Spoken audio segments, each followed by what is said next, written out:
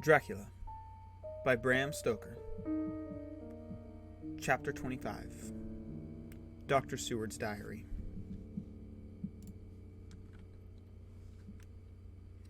October 11th, evening.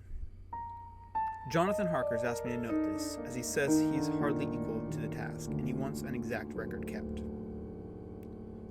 I think none of us were surprised when we were asked to see Mrs. Harker a little before the time of sunset.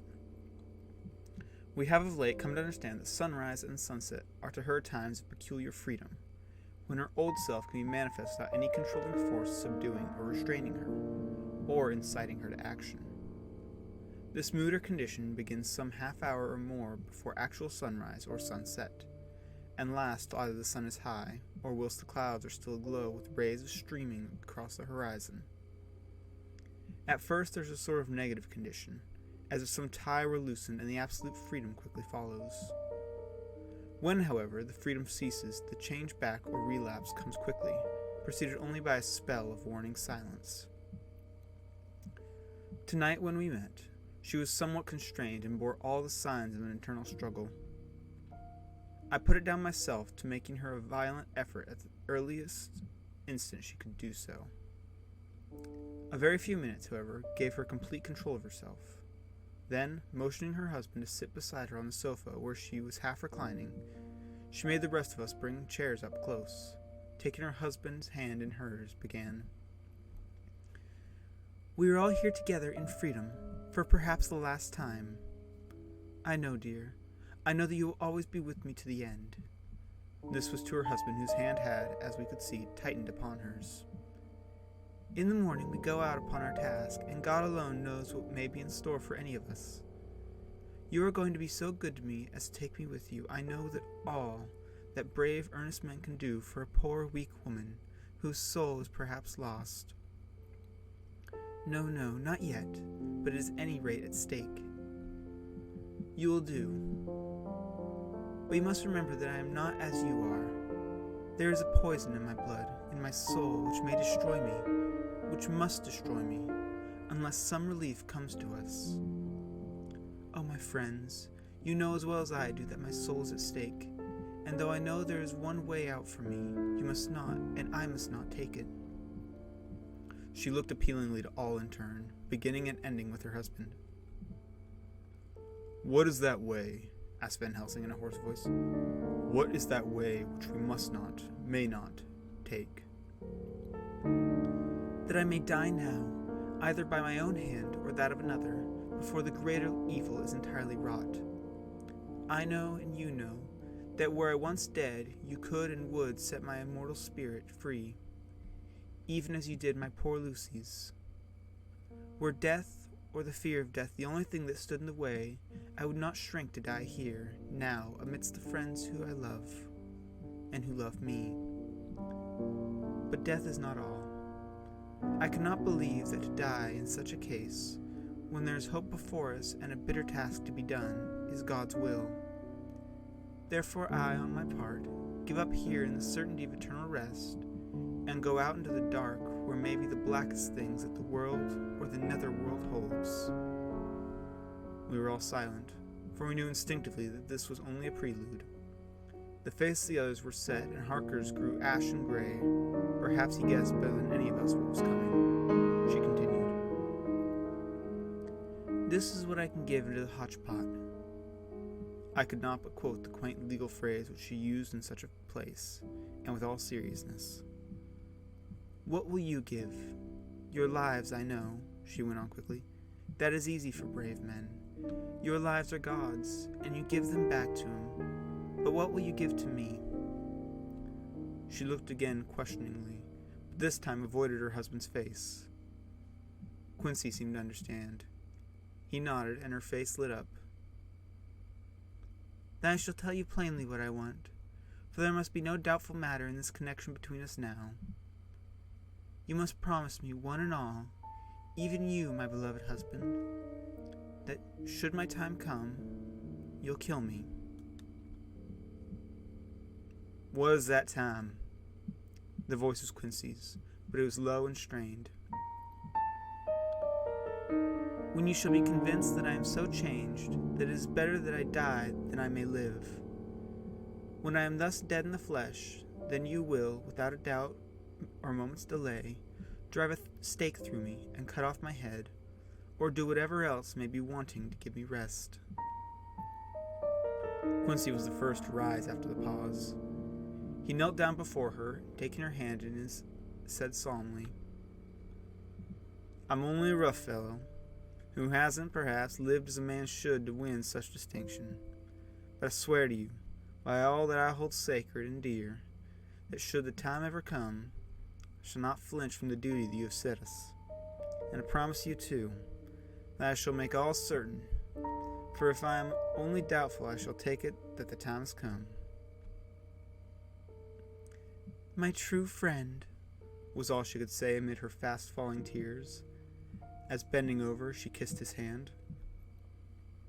"I swear the same, my dear Madam Mina," said Van Helsing. "And I," said Lord Godalming, each of them in turn kneeling to take her hand and give the oath. I followed myself. Then her husband turned to her wan-eyed, and with the greenish pallor which subdued the snowy whiteness of his hair, and asked, "And must I, too, make such a promise, O my wife?" "You too, my dearest," she said with infinite yearning of pity in her voice and eyes. "You must not shrink. You are the nearest and dearest, and all the world to me. Our souls are knit into one, for all life and all time. Think, dear, that there have been times when brave men have killed their wives and their womankind, to keep them from falling into the hands of the enemy. Their hands did not falter any more because those that they loved implored them to slay them. It is men's duty towards those whom they love in such times of sore trial. And oh, my dear, if it is to be that I must meet death at any hand, let it be at the hand of him that loves me best. Dr. Van Helsing, I have not forgotten your mercy in poor Lucy's case to him who loved." She stopped with a flying blush and changed her phrase.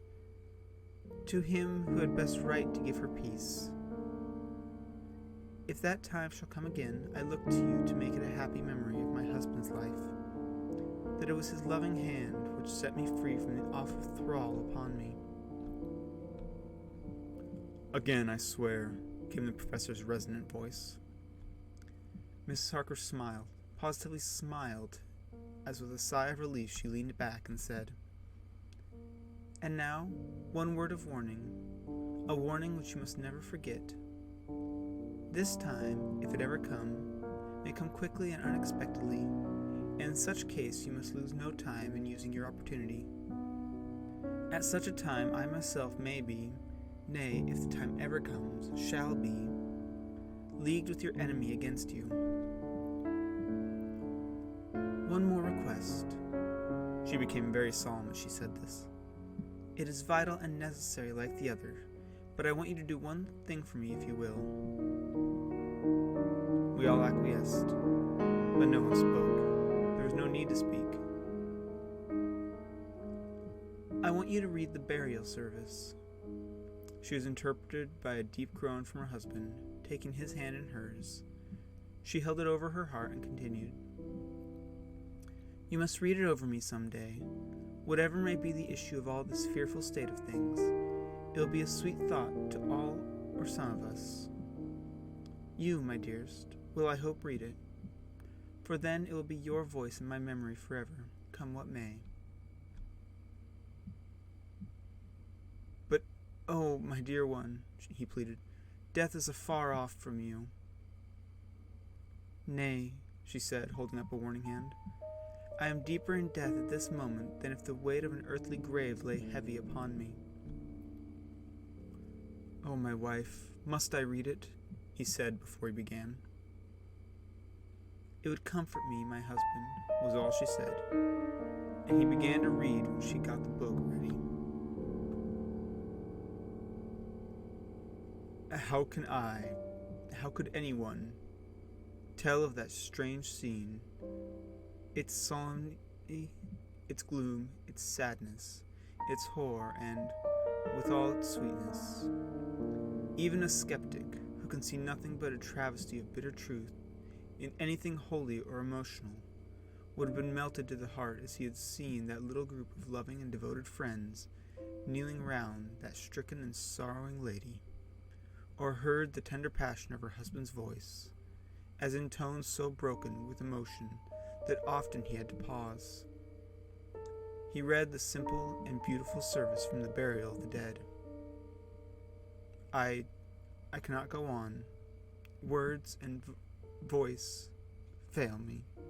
She was right in her instinct.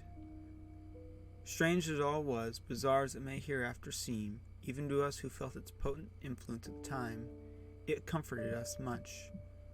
And the silence which showed Mrs. Harker's coming relapse from her freedom of soul did not seem so full of despair to any of us as we had dreaded. Jonathan Harker's Journal. October 15th, Varna. We left Charing Cross on the morning of the 12th, got to Paris the same night, and took the places secured for us in the Orient Express. We traveled night and day, arriving here at about 5 o'clock.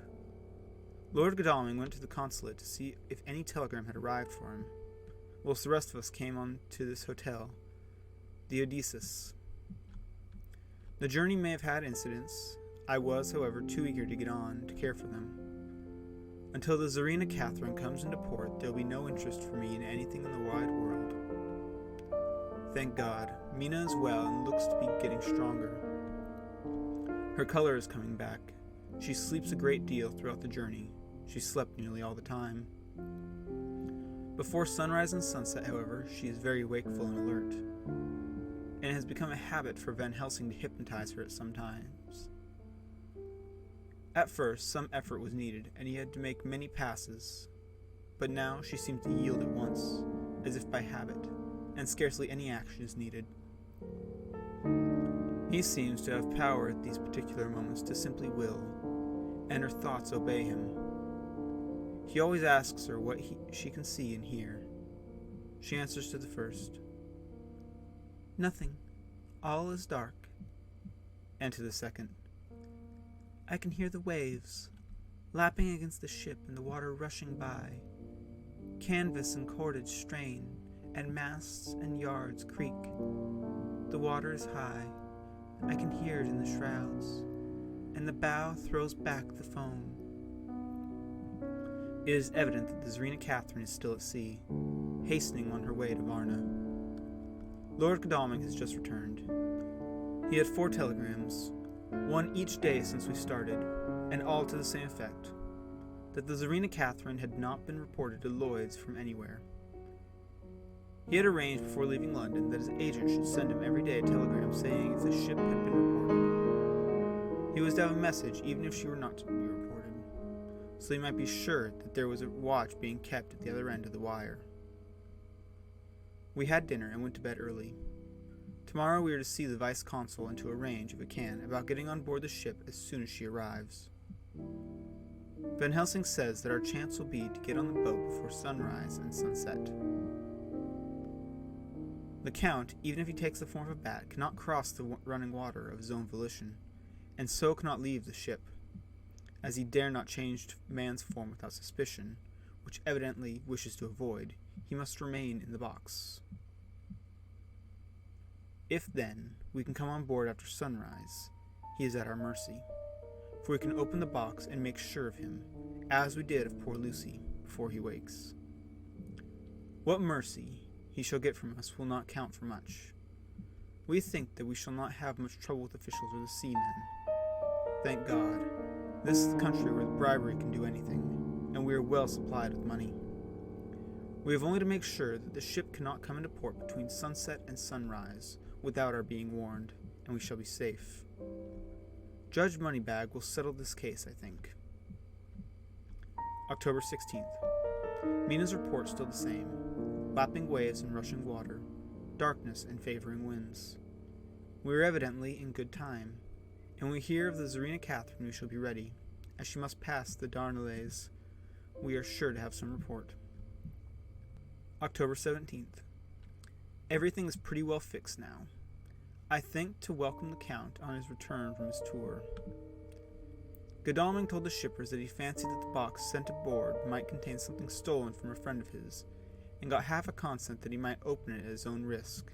The owner gave him a paper telling the captain to give him every faculty in doing whatever he chose on board the ship, and also a similar authorization to his agent at Varna. We have seen the agent, who is much impressed with Godalming's kindly manner to him, and we are all satisfied that whatever he can do to aid our wishes will be done. We have already arranged that to do in case we get the box open. If the Count is there, Van Helsing and Seward will cut off his head at once and drive a stake through his heart. Morrison, Godalming, and I shall prevent interference, even if we have to use the arms which we shall have ready. The professor says that if we can so treat the Count's body, it will soon after fall into dust. In such case, there would be no evidence against us. In any case, any suspicion of murder were aroused. But even if it were not, we should stand or fall by our act, and perhaps someday this very script may be evidence to come between us and a rope. For myself, I should take the chance only too thankfully if it were to come. We mean to leave no stone unturned to carry out our intent. We have arranged with certain officials that the instant Czarina Catherine is seen, we are to be informed by a special messenger. October 24th, a whole week of waiting. Daily telegrams to Godalming, but only the same story, not yet reported. Mina's morning and evening hypnotic answers are unvaried: lapping waves, rushing water, and creaking masts. Telegram, October 24th. Rufus Smith, Lloyd's, London, to Lord Godalming, care of HBM, Vice Consul, Varna. Czarina Catherine reported this morning from Dardanelles. Dr. Seward's diary. October 25th. How I miss my phonograph. To write diary with a pen is irksome to me, but Van Helsing says I must. We were all wild with excitement yesterday when Godalming got his telegram from Lloyd's. I know now what men feel in battle when the call to action is heard. Mrs. Harker, alone of our party, did not show any signs of emotion. After all, it is not strange that she did not, for we took special care to not let her know anything about it, and we all tried not to show any excitement when we were in her presence. In old days she would, I am sure, have noticed, no matter how we might have tried to conceal it. But in this way she is greatly changed during the past 3 weeks. The lethargy grows upon her, and though she seems strong and well and is getting back some of her color, Van Helsing and I are not satisfied. We talk of her often. We have not, however, said a word to the others. It would break poor Harker's heart, certainly his nerve, if he knew that we had even a suspicion on the subject. Van Helsing examines, he tells me, her teeth very carefully, whilst she is in the hypnotic condition, for he says that so long as they do not begin to sharpen, there is no active danger of change in her. If this change should come, it would be necessary to take steps. We both know what those steps would have to be, though we do not mention our thoughts to each other. We should neither of us shrink from the task, awful though it be to contemplate. Euthanasia is an excellent and comforting word. I am grateful to whoever invented it. It is only 24 hours' sail from the Dardanelles to here. At the rate Czarina Catherine has come from London, she should therefore arrive sometime in the morning, but as she cannot possibly get in before then, we are all about to retire early. We shall be up at 1 o'clock, so as to be ready. October 25th, noon. No news yet of the ship's arrival. Mrs. Harker's hypnotic report this morning was the same as usual, so it is possible that we may get news at any moment. We men are all in fever of excitement, except Harker, who is calm. His hands are cold as ice, and an hour ago I found him whetting the edge of a great Gurkha knife, which he now always carries with him. It will be a bad lookout for the Count if that edge of that kukri ever touches his throat, driven by that stern, ice-cold hand. Van Helsing and I were a little alarmed about Mrs. Harker today. About noon she got into a sort of lethargy which we did not like, although we kept silent to the others. We were neither of us happy about it. She had been restless all the morning, so that we were at first glad to know that she was sleeping. When, however, her husband mentioned casually that she was sleeping so soundly that he could not wake her, we went to the room to see for ourselves. She was breathing naturally and looked so peaceful that we agreed that sleep was better for her than anything else. Poor girl, she has so much to forget that it is no wonder that she sleep. If it brings oblivion to her, it does her good. Later, our opinion was justified, for when after a refreshing sleep of some hours she woke up, she seemed brighter and better than she had been for days. At sunset she made the usual hypnotic report. Wherever he may be in the Black Sea, the Count is hurrying to his destination, to his doom, I trust.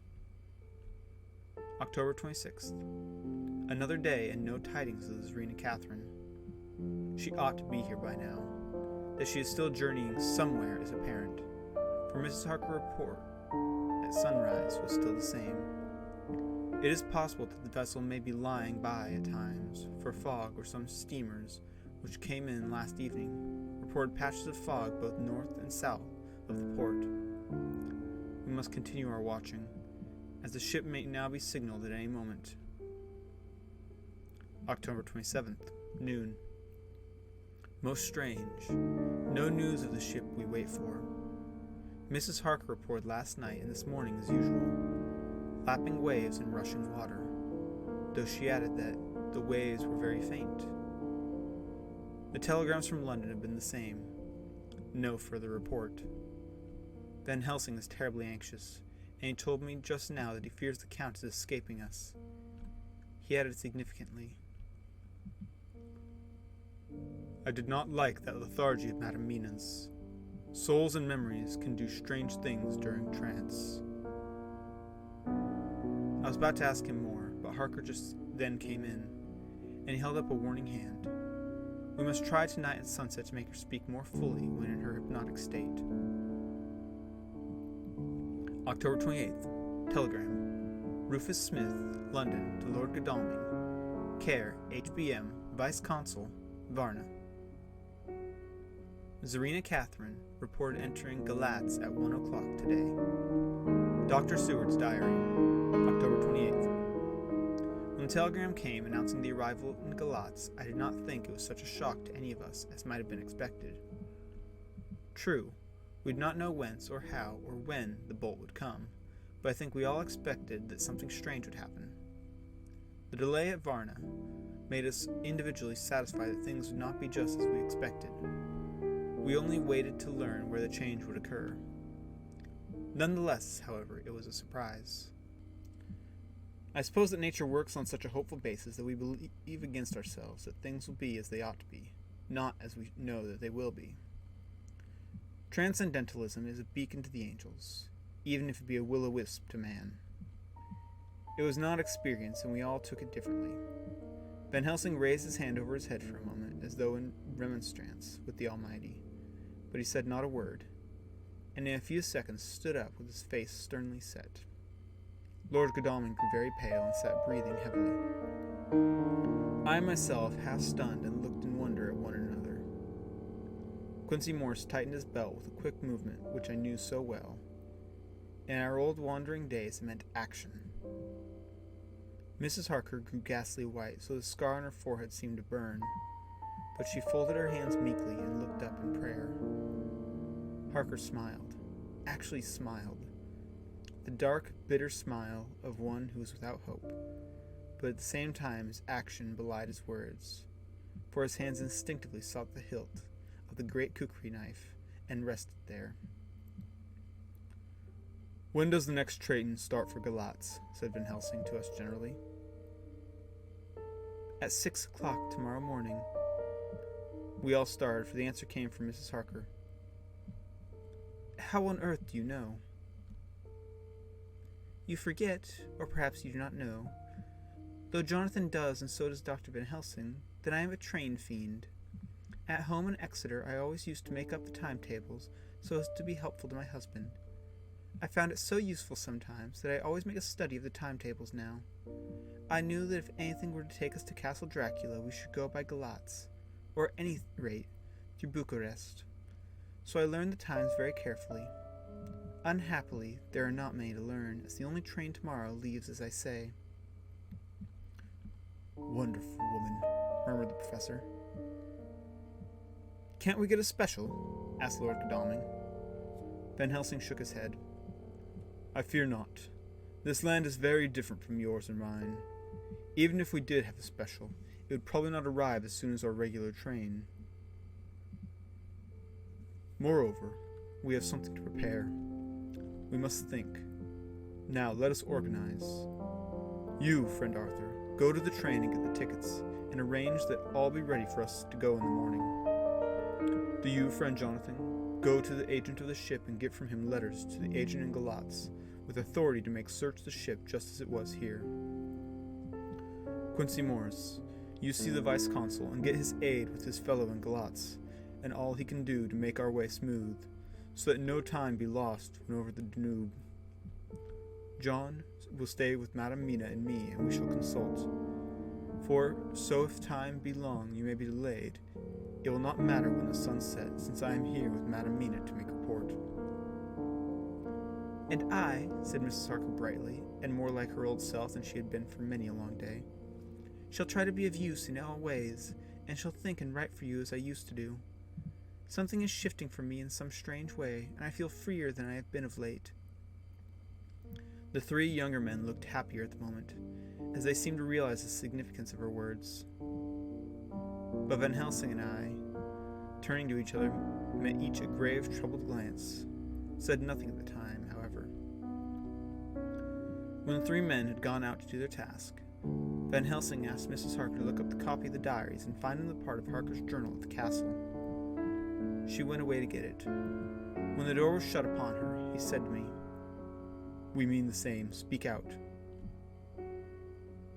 "There is some change.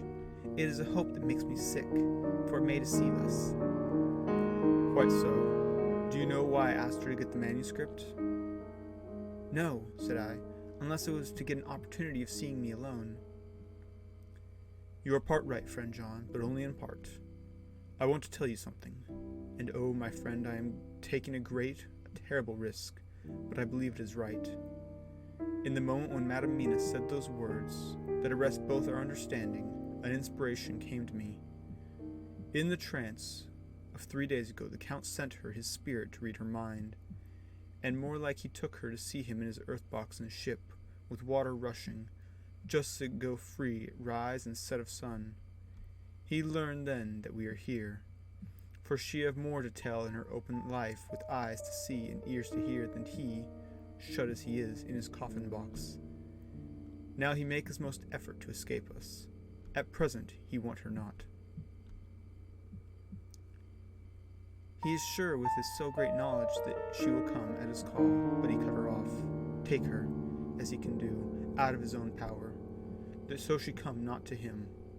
Ah, there I have hope that our man-brains have been of man so long, and that have not lost the grace of God, will come higher than his child-brain that lie in his tomb for centuries, that grow not yet to our stature, and that do only work selfish and therefore small. Here comes Madame Mina, not a letter to her of her trance. She know it not, and it would overwhelm her and make despair just when we want all her hope, all her courage, when we want all her great brain which she has trained like a man's brain. But it is of sweet woman have special power which the Count give her, and which he may not take away altogether, though we think not. Hush, let me speak, and you shall learn. O friend John, we are in awful straits. I fear as I never feared before. We can only trust the good God. Silence. Here she comes. I thought that the professor was going to break down and have hysterics, just as he had when Lucy died. But with a great effort he controlled himself, and was at perfect nervous poise when Mrs. Harker tripped into the room, bright and happy looking, and, in the doing of work, seemingly forgetful of her misery. As she came in, she handed a number of sheets of typewriting to Van Helsing. He looked them over gravely, his face brightening up as he read. Then, holding the pages between his finger and thumb, he said, "Friend John, to you with so much experience already, and you too, dear Madame Mina, that are young, Here is a lesson. Do not fear ever to think. A half-thought has been buzzing often in my brain, but I fear to let loose his wings. Here now, with more knowledge, I go back to where half-thought come from, and I find that he be no half-thought at all, that be a whole thought, though so young that he is not yet strong to use his little wings. Nay, like the ugly duck of my friend Hans Andersen, he be no duck thought at all, but a big swan thought that lay nobly on big wings. When the time come for him to try them, see I read here what Jonathan have written. That other of his race, who, in a later age, again and again, brought his forces over the great river into Turkey land, who, when he was beaten back, came again and again and again, though he had to come alone from the bloody field where his troops were slaughtered, since he knew he alone could ultimately triumph. What does this tell us? Not much. No. The Count's child thought, see nothing, therefore he speaks so free. Your man thought see nothing, my man thought see nothing, till just now. No, but there comes another word from someone who speak without thought, because she too know not what it mean, what it might mean. Just as there are elements which rest, yet when in nature's course they move on their ways they touch, then poof, and there comes a flash of light, heaven-wide, that blind and kill and destroy some, but that show up all earth below for leagues and leagues. Is it not so? Well, I shall explain. To begin, have you ever studied the philosophy of crime? Yes and no. You, John, yes, for it is a study of insanity. You, no, Madam Mina, for crime touch you not but once. Still, your mind works true, and argues not a particular ad universale. Theirs is peculiarity in criminals, not so constant, in all countries and all times, that even police, who know not much from philosophy, come to know it empirically, and that it is to be empiric. The criminal way always works at one crime. That is the true criminal, who seems predestinate to crime, and who will of none other. This criminal has not full man-brain. He is clever and cunning and resourceful, but he is not a man's stature as to brain. He be of child brain in much. Now this criminal of ours is predestinate to crime also. He too of child brain, and it is of the child to do what he have done. The little bird, the little fish, the little animal learn not by principle, but empirically. And when he learned to do, then there is to him the ground to start from to do more. Dos posto, said Archimedes, give me a fulcrum, and I shall move the world. To do once is the fulcrum whereby child brain become man brain. And until he have the purpose to do more, he continued to do the same again every time, just as he have done before.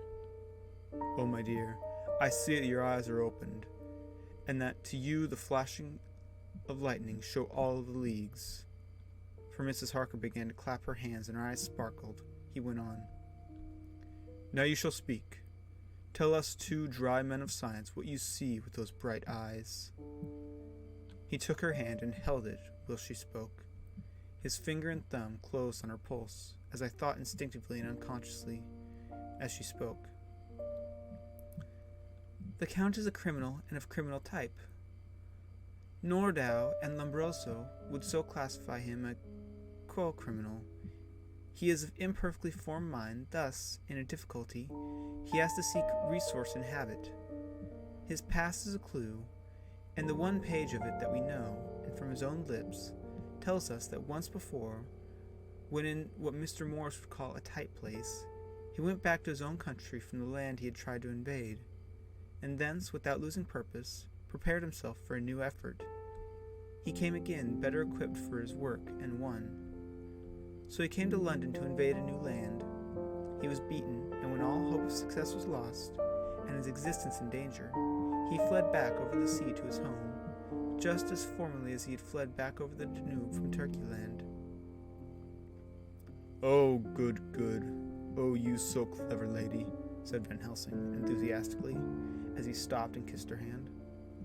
A moment later he said to me, as calmly as though we had been having a sick-room consultation, 72 only, and in all this excitement I have hope. Turning to her again, he said with keen expectation, "But go on. There is more to tell if you will. Be not afraid, John and I know. But I do in any case, and shall tell you if you are right. Speak without fear." "I'll try to, but you'll forgive me if I seem egotistical."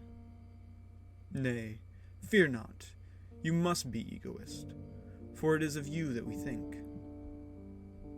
"Then, as he is criminal, he is selfish, and his intellect is small, and his action is based on selfishness.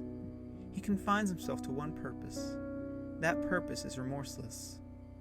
As he fled back over the Danube, leaving his forces to be cut to pieces, so now he is intent on being safe, careless of all.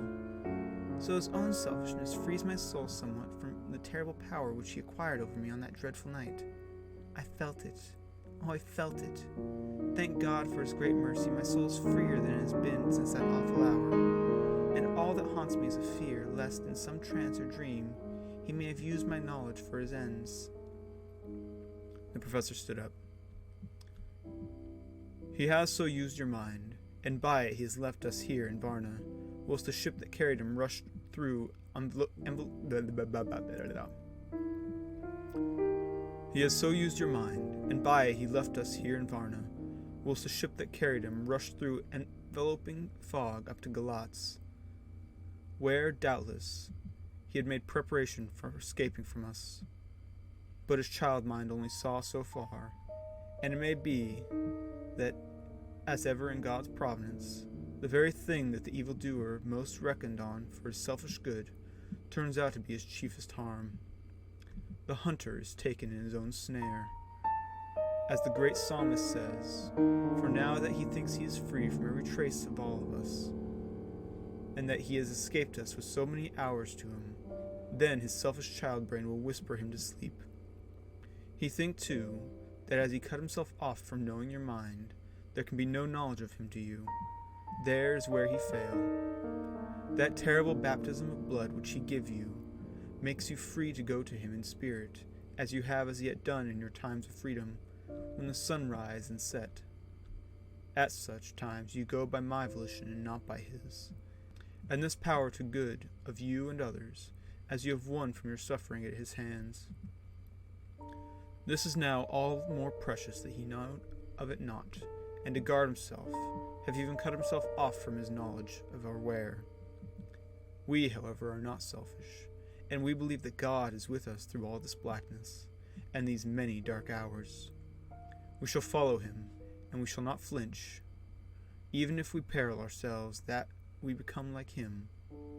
Friend John, this has been a great hour, and have done much to advance us on our way. You must be scribe and write them all down, so that when the others return from their work you can give it to them, and then they shall know all as we do. And so I have written it, whilst we wait their return, and Mrs. Harker's written with her typewriter all since she brought up the MS to us.